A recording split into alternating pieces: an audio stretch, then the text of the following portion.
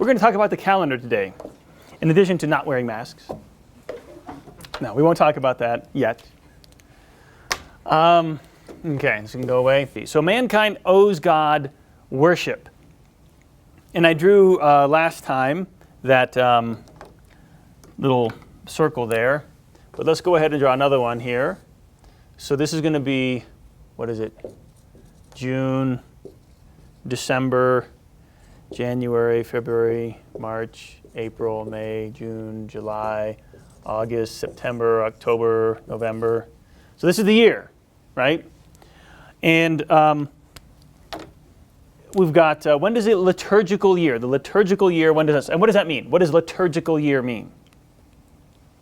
What does calendar year mean? January to December. Right. January, calendar year starts on January 1st. Okay, boom, goes all the way around.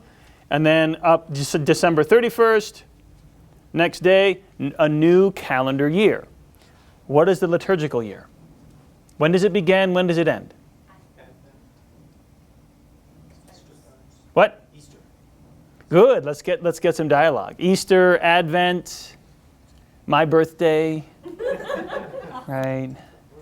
I guess it begins on somebody's birthday. What else? What other guesses? Let's go back there. Pentecost? Hey, great. I mean, no, but great. Advent, right? So, and somewhere around the end of November, beginning of December, right? So the first weekend of Advent is the new liturgical year. Fitting, right? Because what happens at Advent? What are we doing?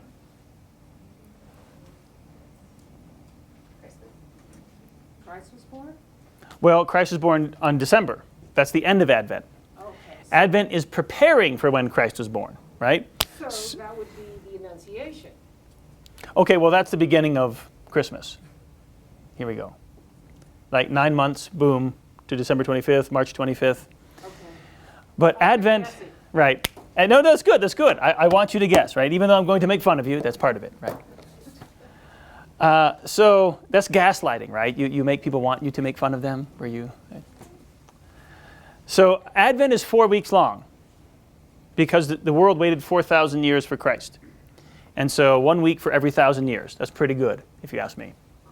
So, you know, you were preparing for Christ, and then Christ comes. And then after Christ comes, you've got Epiphany, right? The wise men bringing gifts.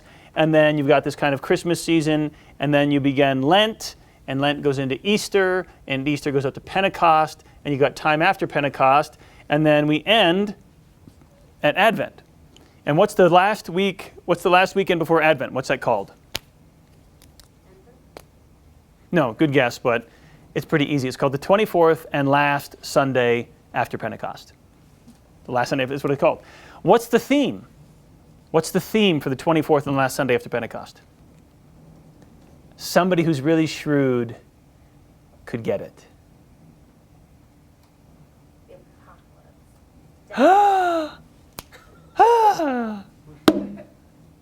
Yeah, well, you hot, so hot. Ooh, burning, burning, burning. Almost there. One more. No. End of the world. What happens at the end of the world? We all die. Before that, Jesus returned. the second coming of Christ. We end the year at the second coming of Christ, and what do we celebrate the next weekend? The first coming of Christ, right? So that's the hinge. The second coming of Christ, when he is the dread judge and will melt the world in fire, and you better have the pants scared off of you. Actually, what the church is trying to do, the church is trying to scare the hell out of you, right? So you don't go there, literally. That's how do you get holy children? Scare the hell out of Beat the hell out of it. How do you get holy water? Boil the hell out of it, right? So it's the same thing. Come on, right? Okay, Father. I'm not so you know. This is what the Catholic Church has. Welcome. So you have the second coming of Christ, and we're supposed to be afraid. We're supposed to be fearful. We're supposed to be sitting there quaking in our boots like, oh my goodness, the dread judge is coming. And the very next Sunday, when we're like, oh, what do we do? What do we do? They say, hey, repent. and be baptized, all of you, in the name of the Lord Jesus. It starts with the proclamation of St. John, right? And we remember, well, isn't Christ coming? Yes, but he's coming as a little babe in a manger, right? Sweet and innocent, and he wants to forgive you. So that's the point. That's why the church does that. So that's the liturgical year. And so all the Sundays are going to follow this cycle. And you have the seasons. So you've got the Sundays are always going to be fixed. And well, you got Christmas and Easter, and those are kind of movable, but it's following this cycle, right? And it's based on the Genesis chapter 1, when it says God created the heavens and the earth, and he created the moon and the stars, and he gave them, why did God create the moon and the stars? It says he gave them to be what? He gave them for signs and for seasons. So this is supposed to be seasonal. Things are supposed to move. He intends the liturgical season, like astronomy, that's the church, right? People talk about science, they're talking about the church. Science really took off because the church wanted to know, how can we more accurately calculate Easter? How can we have a greater understanding of how the sun and the moon and the planets all move around? Because we get a better estimation of the lunar cycle, which helps us estimate the vernal equinox, which on that is based when Easter Sunday is, and that moves the whole liturgical year. So all we have, like modern astronomy, is built on the back of the Catholic Church, right? The advances. Anyways, the whole point of that is that science and the seasons, that's intimately connected with the church.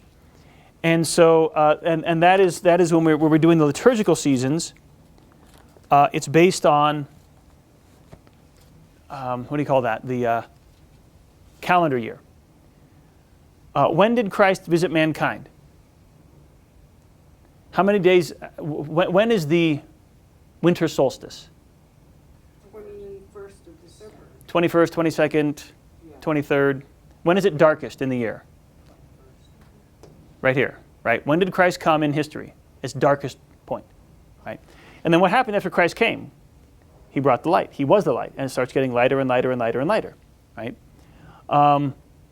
And then what after Christ died, what happened? Got dark. Spring. Everything bloomed, right? Okay. Everything blossomed. And from his death, if we are planted in his death, we will rise again in newness of life. And so with Easter, with spring, comes newness of life, right? Christ rising from the dead. And when is the summer solstice? June 21st. Right. Baby's birthday. When is John the Baptist's birthday? June 24th, right? And John the Baptist said, I must decrease and he must increase. When does the light start getting darker? John the Baptist's birthday. And the light starts decreasing, decreasing, decreasing until he starts increasing, right? So there's the idea of how the liturgical year is tied up with a calendar year. Now, if you all have that Ember Day thing I gave you there. Now that, how could I say it? Shows how now, so you have the 4 seasons, right? Summer, spring, fall, winter. And in a world that, and this is not unique to the Catholic Church, right? There are, pagans understood this as well, this kind of like cycle of life and death, darkness and light and all that. And the fact, especially if you're living in an agrarian society, your life depends on crops, food, because the stores don't exist. You're the store. Your backyard is the store. And if it doesn't rain, you don't eat. Right? So you've got, let's see, when does winter start? Something here, and then spring, and then summer, and then fall. Okay, something like that. So the demarcations, right? Wintertime, springtime, summertime, fall. And you had the dance to the rain god, the sacrifice for the goddess of spring, the thanksgiving for the harvest and summer and whatever and so on. And this is an old Roman custom. And the church comes along and it's like, okay, like we understand what you're trying to do. Like you guys got it all wrong. This is what you're talking about.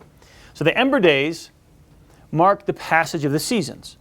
So with each new passing season, the church says God is the one who created the seasons and the time, and we should sanctify it to him.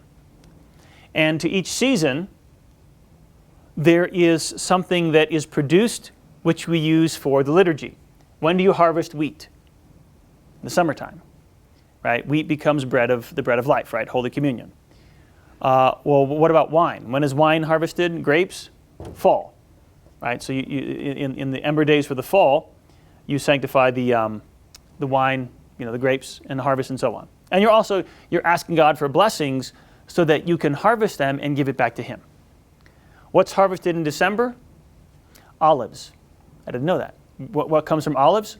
Oil, right? For chrism, holy oils, and so on. How about the springtime? What happens in springtime?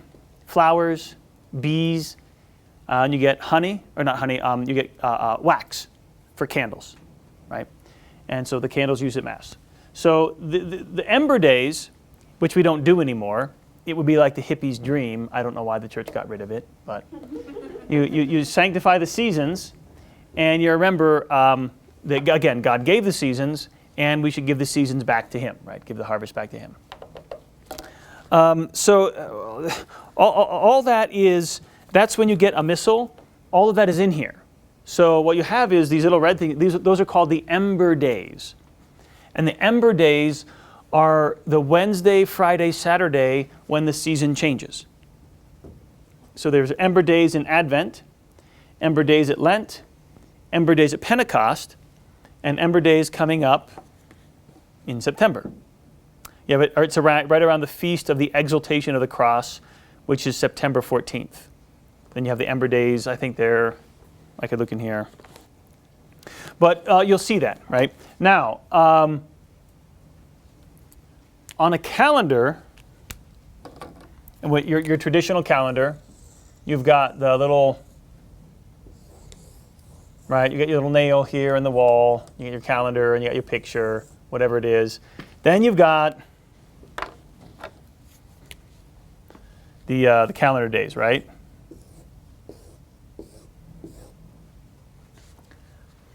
And in figuring out, okay, how do you read the calendar? How do you know what season you're in? How do you know what day you're on? If you want to go to Mass, what are the readings? Well, if you have a traditional calendar, and if you know how to read it, it'll be easy. So the Sundays are going to read, let's see, right now, it'll say 14th Sunday after Pentecost, 15th Sunday after Pentecost, 16th Sunday after Pentecost, and then you get stuff like, let's see, Feast of St. Michael the Archangel. It's not this year, but Sundays are second-class feasts. And so if a first-class feast, which outranks a Sunday, falls on a Sunday, you celebrate that instead, right? Let's talk about feast days. I forgot to do that. All right, so we got our yearly calendar cycle. In celebrating the liturgy, you've got Sundays, you've got Christmas, Easter, Lent, Pentecost, all these things. So those are, like I said, seasonal feasts.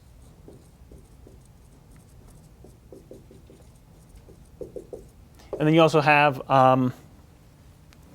calendar feasts, or we'll say seasonal feasts, feasts of the saints.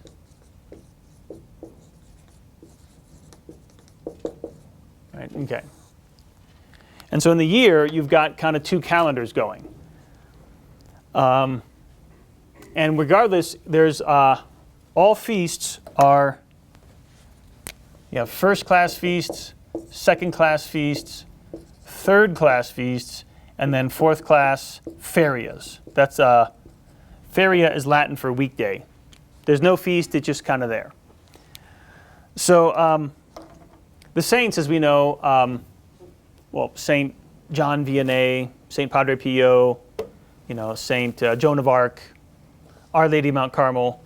Those are particular persons or events of importance. Seasonal feasts, as we know, like I said, Christmas, Easter, and so on. So what would be a seasonal first-class feast?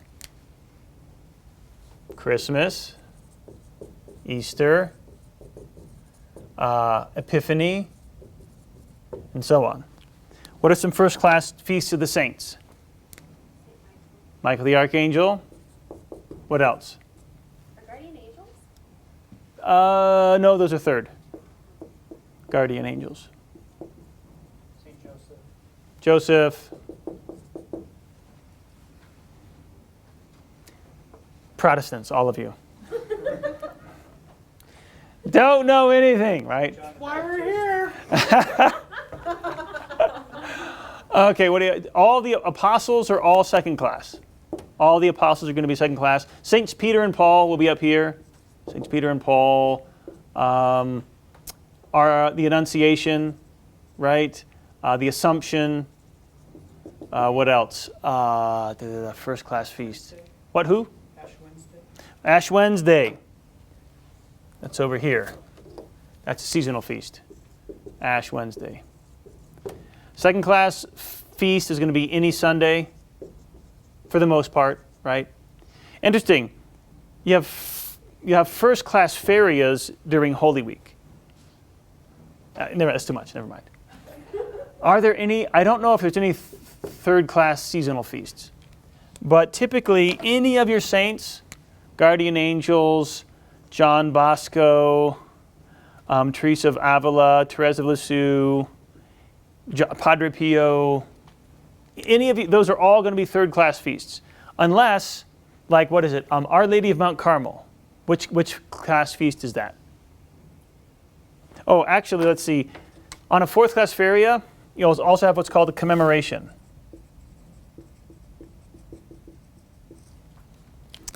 So this oh boy. I've just got a fire hose and I'm just shooting you all, so don't feel bad if you're like not getting it.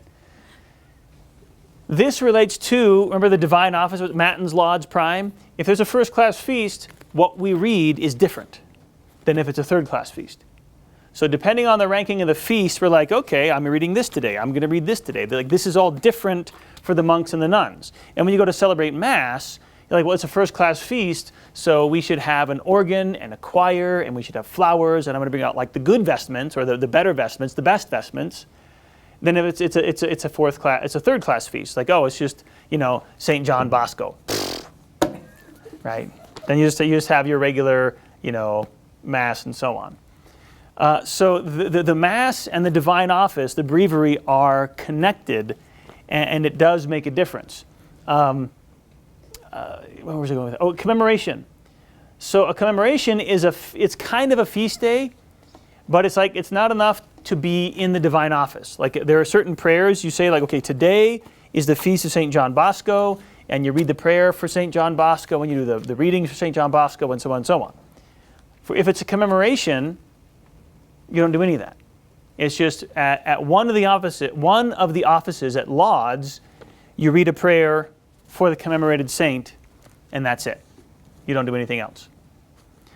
Our Lady of Mount Carmel is in the Universal Church commemorated. So all the priests in the fraternity and all across the world, they'll just read. It's the feria, so we just do the regular readings at Lauds. Oh yeah, Our Lady of Mount Carmel, over and done with.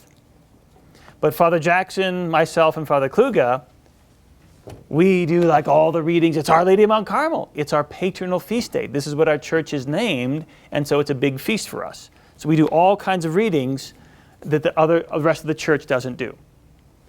And that's a difference that's when you get a Feast of the Saints. If it's just some regular saint, it's third, fourth, whatever. But if it's your saint, first class feast day. So Elizabeth Ann Seton, or Saint Elizabeth. It's your feast day there. Or Saint, I don't know any Saint Janice. Maybe the first. Maybe a martyr. So that's how you observe feast days, we could say. But now, okay, so how do you read it on the calendar? What's going to happen is, I was supposed to bring my calendar. Is there one here? What? Okay, good. Let it pause. So this is Father Nolan the Great. And this is Father Nolan the Not So Great. Why can't you be more like your older brother? He never gets in trouble with the bishop. Actually, that's not true. I am like my older brother. Okay. So let us. Is it going? I want to make the calendar bigger so you can kind of see. So keep that in mind. We've got seasonal feasts and feasts of the saints. Okay. So we're going to do. Let's see, a week. Just do these days here. Do a couple of days. Okay, let's do that.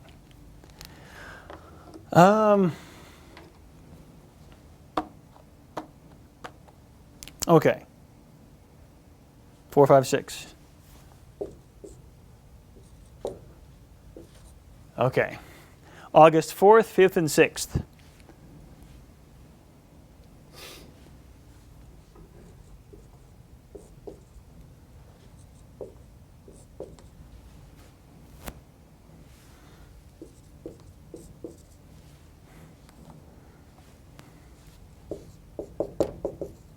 Saint Dominic.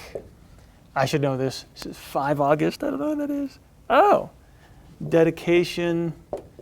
Basilica of St. Mary Major.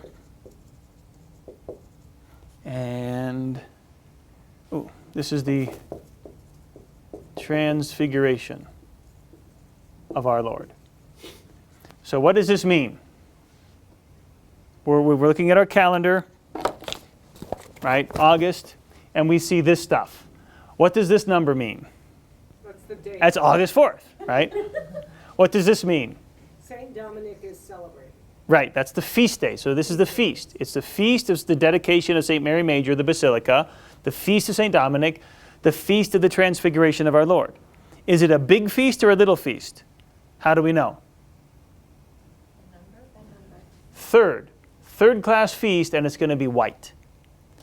Third class feast is going to be white. Second class feast is going to be white, right? So the colors are, I didn't go over this.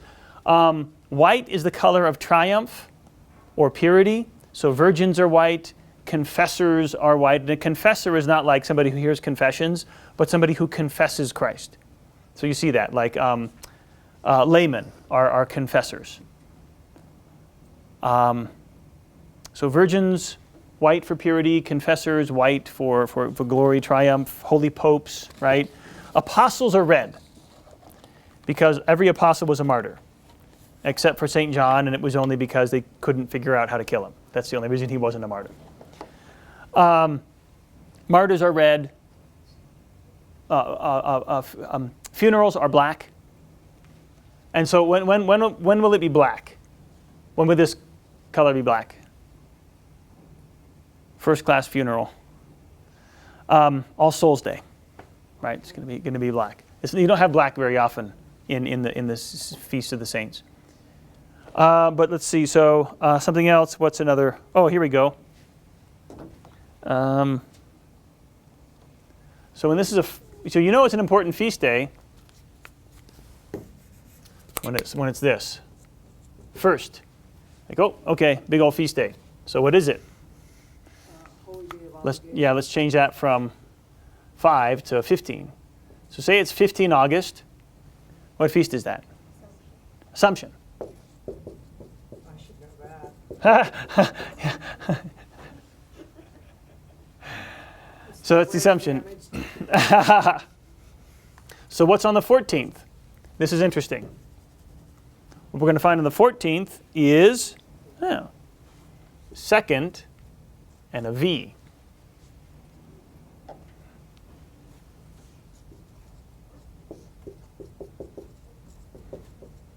Vigil of the Assumption. So vigil is where you stay up watching, like you're all night, right? That's how it used to be. A vigil is we're watching, we're fasting, we're praying, we're preparing ourselves for the great joy of the feast that is coming. And so one day is not enough for the most important feast days. You need 2 days, a day of preparation and a day of celebration. So you'll see that too. Anytime you see a violet or a V, that's the color of penance, penitential, fasting, affliction, sorrow, something like that. When we see a whole ton of V's, Lent, right? All throughout Lent, tons of violet, because Lent is a season of fasting and penance. When else do we see V? Ember days. Remember those? Because for the seasons, you're thanking God for the bounty and the harvest, but you don't have it yet. You're praying for one. So prior to the joy of a good harvest, you afflict yourselves, you do fasting and penance to ask God, okay, we are humbling ourselves before you, all goodness comes from you, so we'd really like a nice harvest, so here's us not being presumptuous, right? Kind of the idea. Okay. Violet first. You also find things like this.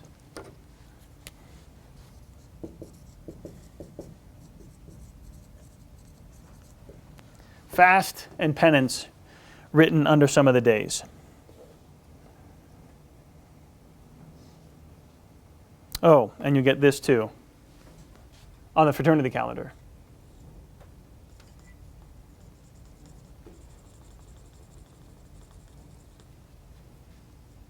What does that mean? Fish. Right, it's not a bomb, it's a fish. Sorry. So this means fish only, right? Abstinence, no meat, only fish. And yeah, look at that. This means fasting. When you ever see, what does fasting mean? According to the tradition, fasting means one full meal and two smaller meals that don't equal a full meal, right? So a glass of orange juice for breakfast and a cup of coffee, 2 eggs for lunch, and then regular dinner. Something like that, right? Maybe you eat more or less, whatever. I eat the skin of a grape. That's it. It's kind of that's luxurious. So that's every Friday is going to be, you're going to see this little fish because it's supposed to be abstinence, and you're also going to see penance, right? So it's in the new law, it's a day of penance. And then if you see fasting there, it's not necessary, but that's for like vigils, what they used to do before a feast day, they would make it a day of fasting. But the current law of the church, there's only 2 fasting days in the whole year. What are they? Good Friday. And Ash Wednesday. Ash Wednesday. That's it. Any other time you see fasting on there, it's optional. Same thing for penance, and really even except during Lent, same thing for the abstinence. So remember what I said about the pathetic, limp-wristed, weak, homosexual, disgusting, illegitimate, I could go on, church. They took away everything except like the bare minimum. So it's good to observe these things you see on the calendar, but they are not necessary. They don't binding under sin, so it's voluntary. And that's important because you have to know where the minimum is. If you're not doing the minimum, you need to feel guilty. But the trouble with trads, and especially rigorist trads, is if you're not doing the maximum, they'll make you feel guilty. Right? You can't guilt somebody into doing the maximum. That's where you get, like, I don't know, all kind of complexes and neurosis, and it doesn't work. Guilt is the emotion to do the minimum. What emotion makes you do the maximum? Love. Dilexio. Love of God. So that's why if you see these on the calendar and you're like, oh man, I just don't want to do that, don't do it. What you want to do is try to guilt yourself into wanting to do it. The guilt is not enough. You have to guilt up to love, then you can do it. Does that make sense? What do you think? Is that working, John? You can see it, right? Okay. Are you gaining anything if you're not? But if you're doing it reluctantly, are you really gaining anything by fasting or doing penance if you're just going through the motions and if you're irritated about it? Right. That's why I say don't do it, because that's guilt. Guilt is making you do it in that case. If you're irritated about it and you're doing it because you have to, you don't want to. Right? Now, if it's Lent, I'm sorry, you have to. If you're irritated, that's because you're pathetic and weak. Not you, because I know that's not your problem. And I don't tell that to people, but I kind of tell it to people. Right? So you have to look at that. And what we really should do is actually we should, anything less than the maximum is a deficiency. That's very important. It's like people think like, oh, I mean, I'm not perfect, but come on, I'm pretty good. Actually, no. Anything less than perfection is below the bar. God wants us to be perfect. And so anytime we fall short of perfection is insufficiency. Now, how much of our efforts are going to get us up to perfection? Well, you'll never do it, right? Our efforts are insufficient. So God expects perfection from us, and we actually are incapable of achieving perfection. Our best will never be good enough. Is that fair? No. Is it supposed to be fair? But he's got to provide you the grace, first of all, to... Yes. And so God provides us the grace to achieve perfection.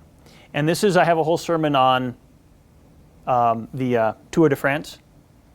And in the Tour de France, they do it by stages. And you can only go, like this stage is 50 miles or 150 miles. And if you make it, you have to stop. You can't go any further. You have to stop. You stay, you have your little French wine and cheese, whatever, and you sleep in your hotel. And the next morning you get ready to go, right? And what happens is they set your time. And so if you were first, all right, at 6 a.m., you go. And the next guy was at 6:02 or 6:10 or 6:15. Whenever they arrive, they give you that same lead the next day. The whole point of that is, in the spiritual life, when you're trying to achieve perfection, you have to wait for God to give you the grace. And He may give you enough grace, and He gets you to a certain point, and then you're like doing your prayers and your rosaries and your penances, and God says, that's enough. Keep doing all your prayers, but I'm going to withhold my grace for a while, and you're going to stay here, and then I'm going to give you more grace, and then you bump up, and so on. So that's how the spiritual life works. You have to wait for God, and you have to strive for perfection, even though like everything you're doing, you're like, I'm not getting anywhere. I'm not getting anywhere. Well, of course you're not getting anywhere. You got to wait. You can't get anywhere. And then once God gives you the grace, then you just suddenly seem to go somewhere. Oh, and you see this. Some people are like, I was in the chapel praying, and the clock struck a certain hand, and I was like, that represents my life moving forward towards judgment. And then they have this huge vision of judgment or this understanding, and everything changes, and they're like, that's the grace of the past 5 years, right? Hitting them all at once. That's what God likes to do. Anyway, people get cut up. They're like, I pray and pray, and I don't feel anything. I feel so far away from God. I feel terrible. I'm like, I feel like I wish you would be smarter in the spiritual life or something. This is not about feel. Of course, you feel far. The feelings have nothing to do with God's grace. Can we feel sanctity? Right? Can we feel God's grace? He's completely above us. So, love is measured by action. Are you praying? Are you fasting? Are you living a good life? Do you possess the virtues? And so on. Anyway, a little mini sermon there built into this. Oh, and then on this thing also you may find, like here for the Saint Eusebius. What does that mean? Why is that guy up there? That means he is the commemorated saint. Remember what I said? Like the saints, and they're not big enough saints to have their own feast day, but they get commemorated. So what happens is, on the vigil of the Assumption, you're doing all this preparation, and the whole feast is about the Assumption, or preparing for the Assumption, and then at Lauds, you do a little prayer for this guy, Saint Eusebius, and then you move on, right? And so some days, you'll see, like August 11th, you see this stuff. So it's August 11th. Well, there's no, I think it's just 11. Boom, okay, there we go. And we have 4th. And what's the color going to be? And down here we have Feria. Feria. 4th class, nothing. 4th class Feria. What's the color? Green. Because green is the color of the season. On a ferial day, it goes back to the season. What's the season in August? Time after Pentecost. If this was the 11th of January, it would be white because the season is still Christmas. The Christmas season lasts a long time. It was like Christmas, Epiphany. If it was Lent and it was a feria during Lent, that would be violet. So I have a question. Yep. I appreciate the fact that the green is what you would be wearing. Yep. Um, You should wear green too. Green shirts, green little, green socks. Well, I know I need to go shopping for my church wardrobe, but okay, now I'll put some green in there. That's just for my information, and that's more for, do Oh. I need to know that you're wearing white or green? Well, what will happen is, so you'll be, okay, feria, the color is green, so you come into the church, and the little tabernacle veil is going to be green, right? Okay. And the tabernacle veil, right, that's cover, it's showing you that in the tabernacle our Lord is present. So we're covering it with the veil. Now you're going to come in, and then so now on a fourth class feria, and it's not on the 11th of August, it's not St. Eusebius, it is August. Saint Tiburtius. Tiburtius and Susanna. Yeah. Okay, so this is the liturgical color. So the priest comes out to say Mass, and he's got green vestments on. What Mass is he going to say? It's going to be the Mass of whatever Sunday was before the 11th. So the Sunday Mass is the Mass for the whole week. If there's a feria, you're going to say the Mass of Sunday.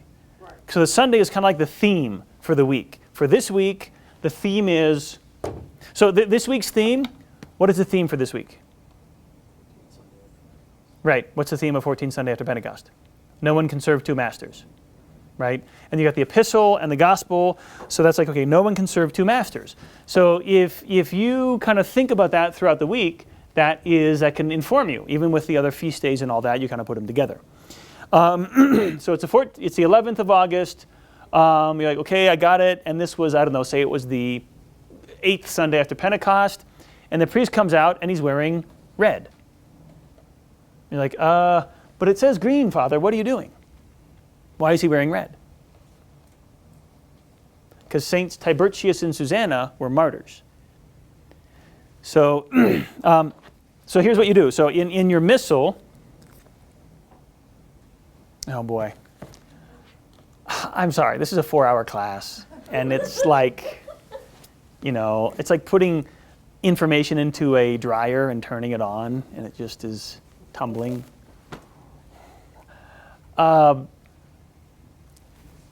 Like little thing I drew for and you've got Christmas and Easter, and it can vary, right? Christmas is on always on December 25th. It could be a Friday, it could be a this, it could be a that, it could be whatever. But it's always on December 25th. Easter, however, what day is Easter always on? Sunday. And what month is it in? Varies. It depends, right? So you got two kinds of feast days. It can be fixed to the calendar, or it can be fixed to a Sunday or something like that, right? What day of the week does Good Friday happen on? Just checking. I don't know. So the sanctoral cycle is you've got St. Joan of Arc. She's always on May 30th. Actually, she's got removed from the calendar. Did I tell you about that one? She got burned by the church twice. Yeah. So the saints, they're on the calendar day. Where was I going with that? So some years you won't celebrate certain saints' feast days because they fall on a Sunday. And unless that saint is a first-class feast day, like St. Michael the Archangel, first class, it's always going to be celebrated. Even if it's on a Sunday, you celebrate the feast of St. Michael the Archangel, which also would have been the 15th Sunday after Pentecost or the 18th or whatever it is, right? But if it's like Tiburtius and Susanna, they never get celebrated unless you go out of your way to celebrate them, right? Or St. Joan of Arc, you got to know where her feast day is so you can celebrate it.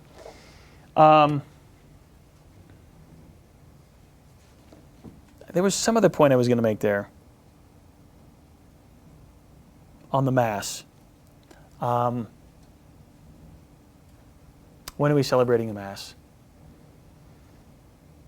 Oh, that's where I was.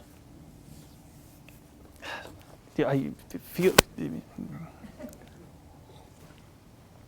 This has 2 calendars in it. This right here, this is Advent to the last 24th and last Sunday after Pentecost, right? All the Sundays, all the Ember Days, all the days of Lent. That's what this is. Here, this are all the saints from Saint, what's his name? Andrew, the apostle. At the start of the liturgical year in Advent, his feast day is November 30th, to Saint, who's the last saint? Like Bibiana, something like that. Saint Sylvester, November 26th. So all the saints are here, and this goes from November to November.